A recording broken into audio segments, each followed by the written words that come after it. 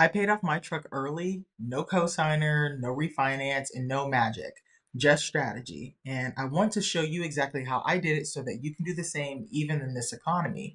So if you've got a car note draining your pockets or you're thinking about buying a new car while everyone else is panicking about a recession, well, I want you to pause what you're doing because this video might save you thousands. Hey y'all, my name is Drika Thomas and I am the certified financial educator and founder of Saving Sense. And today we are talking about cars. So this is my truck and I paid it off early, 14 months early to be exact, saved hundreds of dollars of interest, and I got peace of mind knowing that my vehicle is mine, title and all. In this video, I'm breaking down exactly how I did it using tools I created like my spending plan and my debt payoff calculator. And you're probably thinking, why now more than ever? Well, right now, because there is a lot of news buzzing around about a recession, cars are flying off the shelf. So I want you to stick with me to the end because if you are in the market for a new ride or you just want to pay yours off faster, I've got you covered throughout this video. Check this out. So let me take y'all back. Back in 2020, when I bought my truck, I had a standard 6-year loan, 72 months.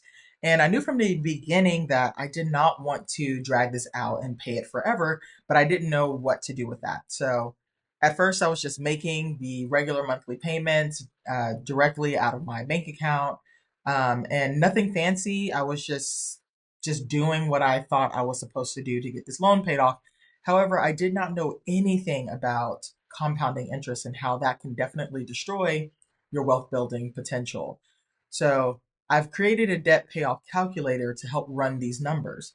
And each month I paid a very specific amount into the principal only. And I'm going to show you how I did this into the principal only and how this was able to allow me to shave off over a year and hundreds of dollars of interest on this loan.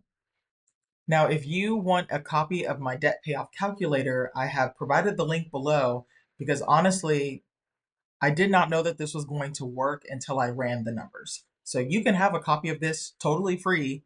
Just click the link below, fill out the information, and it'll be sent to you automatically. But I want you to use the strategies I'm going to talk about in this video, and I want you to use this free tool to help you pay off your car loans, or actually, it's going to work for any loan.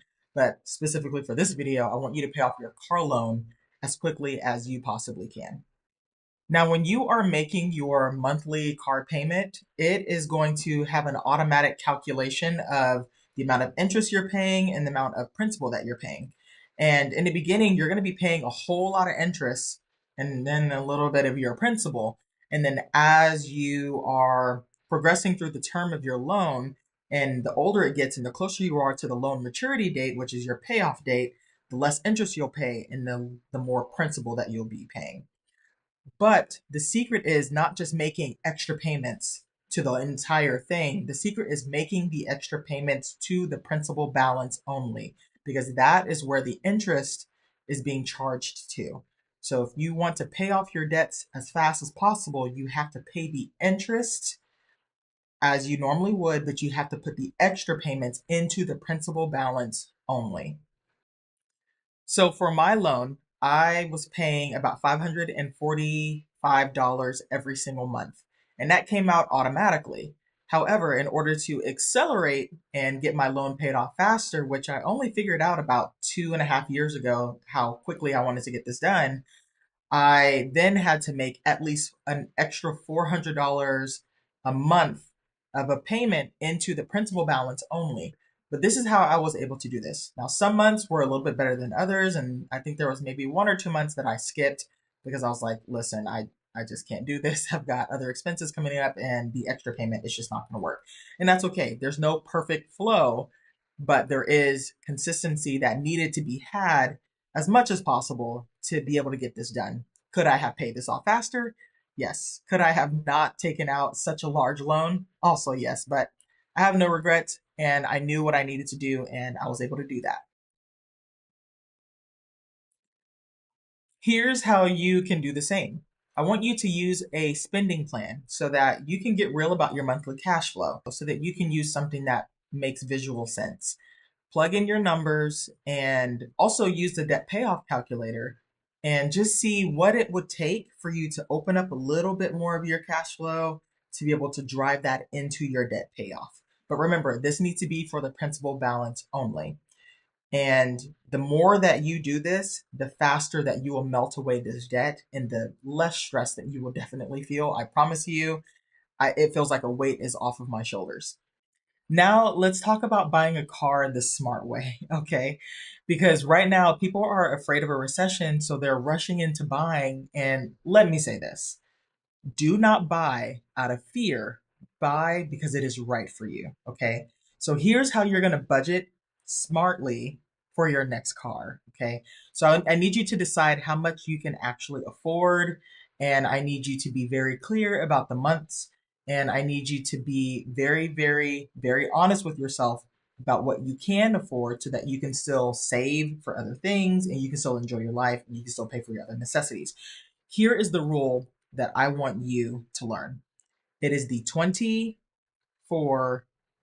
rule. Okay.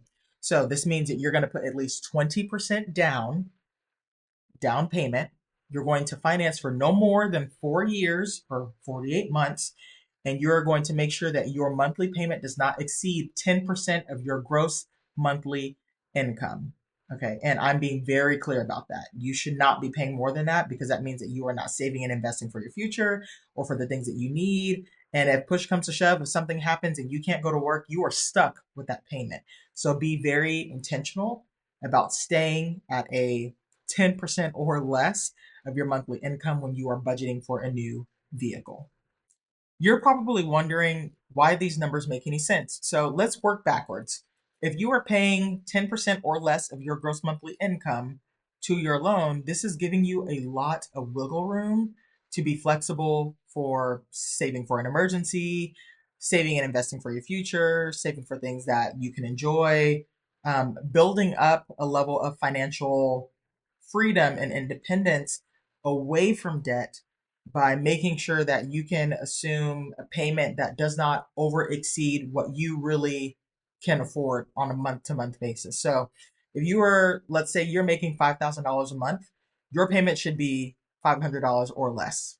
Let's just make it that simple. If they are offering you a monthly payment more than that, that's too much. And we need to then increase our down payment to get that monthly payment down, or we need to increase the term of the loan, but we don't really want to do that because 4 years is just about enough to pay something off before it's really kind of depreciated into almost nothing, right? So when I bought my truck, it was brand new, which brand new vehicles depreciate by 60 to 70% as soon as you pull them off the lot. Newer cars, it's about 40 to 50%, but it loses value. And it's probably lost almost all of its value if you were extending out, let's say, to the 6 years that I originally signed this loan for, right? It's very, very easy to get caught up and things look brand new and things look shiny. And ultimately, paying a loan for a long period of time just means that whatever the value of that vehicle is, even if it's in beat up shape, it doesn't matter because you are still going to be paying a whole lot of money because that's what you signed for, right? That 20% down is just to give you some wiggle room so that you have the ability to get a lower payment. So that 20% down is something that you should have been saving for, or something that you could have with a trade in, which if you're trading in, then please do more than 20%. But if you are saving for that 20%, please be saving for this in a high yield savings account, right? There are accounts right now that are providing 3.5 to 4%. Some of them are at 4.5%. And you could be gaining free money by saving for a vehicle to get that down payment. Here are some car buying tips that I have for you. First and foremost, get your pre approval before you even show up to the lot. These salesmen are and can be very aggressive. Some are nicer than others, but ultimately they're salesmen or saleswomen. And make sure that you know your buying power before you go in. Do not let them tell you what you can afford. That's what we're doing right now. We are figuring out those numbers before you even go. Okay. So get your pre approval from your bank or from your credit union or whatever lending source that you want to use. get your pre-approval before going, so that if they are offering their own type of financing, that you have some numbers to leverage against when you begin your negotiation. Also, be sure to know exactly what your monthly payment is, but do not tell them your monthly payment. Tell them what you want to pay overall, the price of the car, and the things that you want inside of that. This will help you be protected against them, trying to change the term of your loan, or try to, fix in some other things that ultimately they can reduce your payment but add in how long you keep the debt for. Be very, very stern with your numbers and what you want. So if you can do that 24/10, that's going to allow you to know exactly what you want and not let them tell you what you think you want when you get there. And then last but not least, be ready to walk away. If you are not satisfied with any part of the deal that they are offering to you, even if it's, you're getting 3 out of the 4 things that you want and you're just like, oh, I don't really know. It's okay. Be okay walking away. More than anything, when I was shopping for my truck, I went and visited a few places and they kept calling me, even when I walked away and I knew that I didn't want to buy from them. They kept calling and they kept offering, different deals. They kept offering, different terms. And eventually I found the one that I wanted, but I knew what buying power I had because they kept looking for me. They kept wanting me to come back. It's okay for you to walk away. It's not okay for you to just do what they want you to do because you feel like there's too much pressure. Do not let salespeople pressure you into making a decision.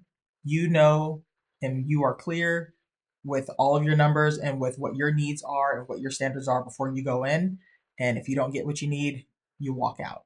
Now, whether you are buying a new vehicle, buying a used vehicle, paying off one that you already have, or keeping one that's already paid off, the best vehicle is the one that does not wreck your finances.